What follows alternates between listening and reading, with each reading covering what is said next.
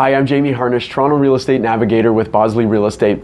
Buying a bad house on a great street is quite often a winning recipe for quickly building equity after making some small changes to improve the value of your home. So why do I find that very few people are willing to follow that formula? I'm pretty sure that most people are aware that that strategy can be very successful, and I would point to the popularity of the home rental shows on HGTV as evidence.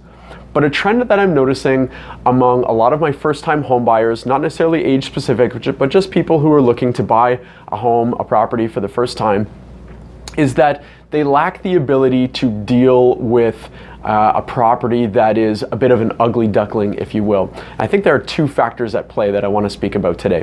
One is money, and the other is patience or tolerance.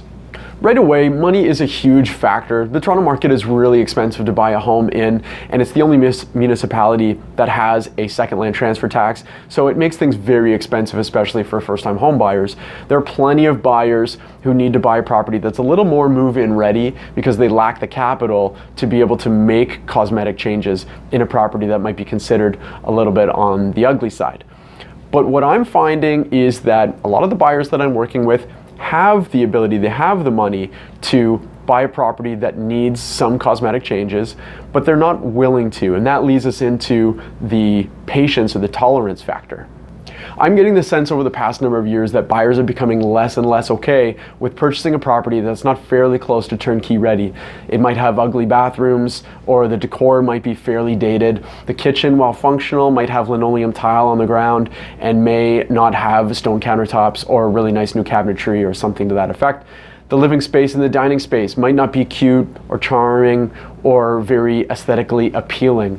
There's an obvious reason why home staging has become a huge industry and why it's so important for sellers to go through that process and stage their home to make it more appealing and attractive to buyers, because ultimately when they do, they end up getting more money for the property than they would have by quite a bit if they did not stage. There's also a huge inconvenience factor, which I completely understand. Many people are not willing to move into a home and then live with renovations going on. It's messy, it's noisy, it's dirty, it's inconvenient, and it's stressful, and I get that. But consider this a call, I guess, if you will, to first-time home buyers, regardless of your age, to really give that ugly home a lot of extra thought. Try and look past the aesthetically unappealing nature of a home and make sure that it's got a good foundation, good bones, is a good structure, it's a good amount of space, and live in that home, deal with a little bit of stress, deal with a little bit of inconvenience, and make changes over time. You'll make the home your own as you live in it and you figure out how you use the space and what would be really best for the changes that you want to make.